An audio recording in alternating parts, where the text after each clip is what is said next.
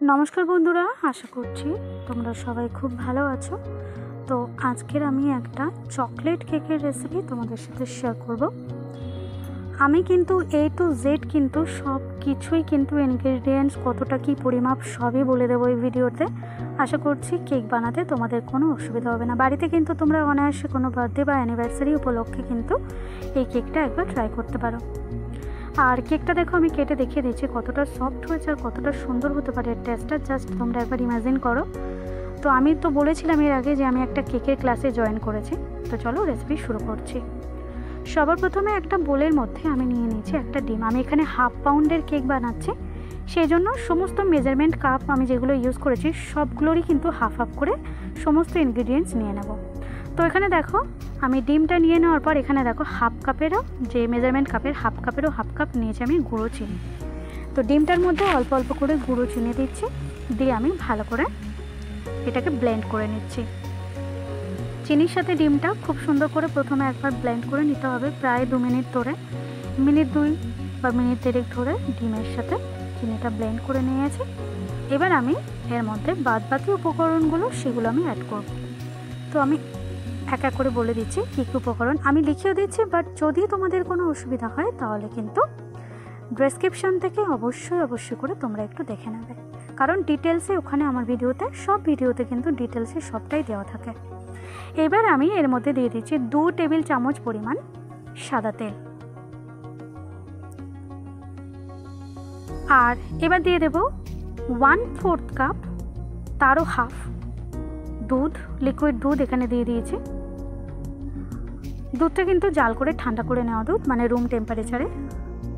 আর এবার এর মধ্যে দিয়ে দিচ্ছি 1 টেবিল স্পুনের হাফ চকলেট এসেন্স। আশা করছি সবটাই বুঝতে পেরেছো তোমরা কী কী দিলাম, কতটা পরিমাণ দিলাম। এটা 1/2 পাউন্ডের কেকের জন্য। তো সমস্ত লিকুইড যে উপাদান সেগুলো দেওয়া হয়ে গেছে। এবার আমি এটাকে আবারও ভালো করে ব্লেন্ড করে নিচ্ছি। বাড়িতে কিন্তু তোমরা অবশ্যই কিন্তু বানাতে পারবে, বা এর থেকে তোমরা বিজনেসও করতে পারবে। আমি সেইভাবেই কিন্তু রেসিপি তোমাদের সাথে শেয়ার করছি। তো দেখো, এবার আমি যে শুকনো উপকরণ সেগুলো আমি এই ব্যাটারের মধ্যে অ্যাড করব। তো একটা চালনি নিয়েছি, মানে একটা স্ট্রেনার। অবশ্যই করে কেক বানাতে গেলে কিন্তু এরকম একটা স্ট্রেনার দরকার, আর সব কিছু চেলে নিতে হবে। এবার 1/2 কাপেরও হাফ কাপ পরিমাণ ময়দা দিয়ে দিচ্ছি, 1 টেবিল চামচ এখানে কোকো পাউডার দিয়ে দিচ্ছি, 1 টিস্পুনের হাফ বেকিং পাউডার, 1/4 টিস্পুনের হাফ বেকিং সোডা। শুকনো উপকরণ সব দেওয়া হয়ে গেছে। এবার আমি এটাকে চেলে নিচ্ছি।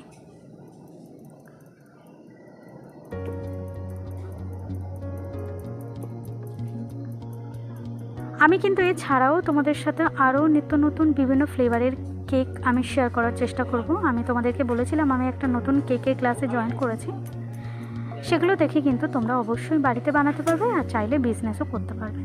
তো সমস্ত উপকরণ কিন্তু চেলে নেওয়া হয়ে গেছে। এবার আমি একটা স্প্যাচুলা দিয়ে খুব ভালো করে কিন্তু মিশিয়ে নিচ্ছি। যেমন তেমনভাবে মেশালে হবে না, একভাবে ঘুরিয়ে কিন্তু ব্যাটারটা বানিয়ে নিতে হবে। উল্টো পাল্টাভাবে কিন্তু মেশালে স্পঞ্জ ভালো হবে না। তো ওটাকে মিশিয়ে আমি একটা কেক টিনের মধ্যে অয়েল ব্রাশ করে ওটাকে আমি বেক করতে দিয়েছি। তার আগে 5 মিনিট আমি ফ্রি হিট করে নিয়েছিলাম। যে কড়াইয়ের মধ্যে আমি বেক করতে দিয়েছি সেটাকে ফ্রি হিট করে নিয়ে 30 মিনিটের জন্য একদম লো ফ্লেমে ওটাকে বেক করতে দিয়েছি। আর এদিকে আরেকটা বোলের মধ্যে আমি নিয়ে নিয়েছি 1 কাপ পরিমাণ হুইপড ক্রিম, আর এবার আমি ভালো করে ক্রিমটাকে হুইপড করে নিচ্ছি। এরপরেও আমি অনেক ভিডিও ছাড়বো, সেখানে আমি পুরো দেখিয়ে দেব যে কিভাবে বেক করতে হয়। আরও একটা চকলেট কেকের রেসিপি আসছে তোমাদের জন্য, ব্ল্যাক ফরেস্ট কেক, সেখানে আমি দেখিয়ে দেব কিভাবে বেক করতে হয়। সব ভিডিওতে দেখানো তো আর সম্ভব না, সেই জন্য তোমরা একটু আমার রেসিপিগুলো ফলো করলে নিশ্চিত বুঝতে পারবে। তো দেখো, ক্রিমটাকে কিন্তু 5-7 মিনিট ধরে কিন্তু হাই স্পিডে দিয়ে আমি কিন্তু হুইপড করে নিচ্ছি।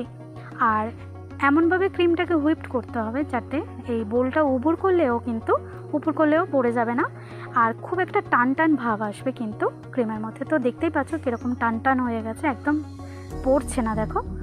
তো এইরকমভাবে ক্রিমটা কিন্তু হুইপড করে নিয়েছি 5-7 মিনিট ধরে। এবার খানিকটা ক্রিম আমি এখান থেকে আরও একটা বোলের মধ্যে নিয়ে নিচ্ছি অল্প কিছুটা পরিমাণ। আর এবার আমি এর মধ্যে দিয়ে দেবো চকলেট গানাশ।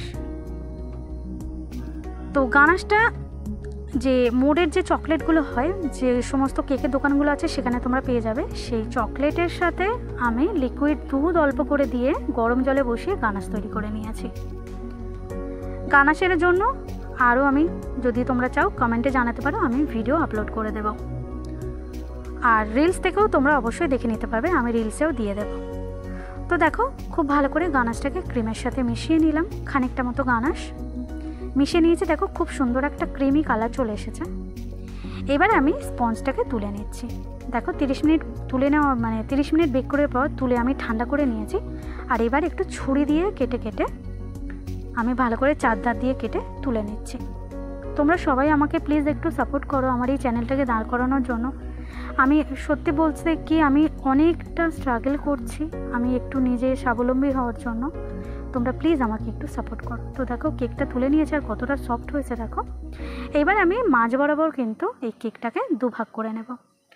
তো তার জন্য একটা আমি কেক নাইফ নিয়ে নিচ্ছি, এটা দিয়ে আমি ভালো করে কেটে নিচ্ছি কেকটাকে মাঝ বরাবর। ইকুয়াল টু ভাবে আমি কেটে নিচ্ছি। তোমরা চাইলে এটা 2-3টে করতে পারো, আমি দুটো মানে মাঝ বরাবর দুটো ভাগ করে নিচ্ছি। তো চলো কেকটাকে আমি সুন্দর করে ভাগ করে নিয়েছি, দুভাগ করে নিয়েছি। আর স্পঞ্জটা দেখো কত সুন্দর হয়েছে, আমি হাত দিয়ে একটু দেখিয়ে দিচ্ছি। এই স্পঞ্জ যত ভালো হবে কিন্তু কেক ততটাই সুন্দর হবে। এবার আমি একটা কেক বোর্ডের উপরে একটু ক্রিম ব্রাশ করে নিচ্ছি স্প্যাচুলা দিয়ে। আর এবার এর উপরে দিয়ে দেবো একটা ভাগ, যেটা নিচের পোর্শন সেটা দিয়ে দিলাম, উল্টে দিলাম, মানে কাটা অংশটা উপরের দিকে আছে। এবার উপরের থেকে দিয়ে দিচ্ছি সুগার সিরাপ। সুগার সিরাপ দিয়ে কেকটাকে ভালো করে ভিজিয়ে নিচ্ছি। আবার খুব বেশি দেওয়ার দরকার নেই, মোটামুটি একটু ভিজিয়ে নিতে হবে যাতে ক্রিমটা ঠিকঠাকভাবে লাগানো যায়। উপরে দিয়ে দিলাম খানিকটা ক্রিমটাকে ভালোভাবে নাইফ দিয়ে ভালো করে দেখো স্প্রেড করে নিচ্ছি। আর এবার আমি এর উপরে দিয়ে দেবো চকলেট গানাশটাকেও ভালোভাবে স্প্রেড করে নিয়েছি। আর উপরে দিয়ে দিচ্ছি খানিকটা চকো চিপস। এতে কিন্তু স্বাদটা খুবই ভালো আসে, খেতে খুবই সুন্দর হয়। তোমরা চাইলে হোয়াইট চকো চিপসও দিতে পারো।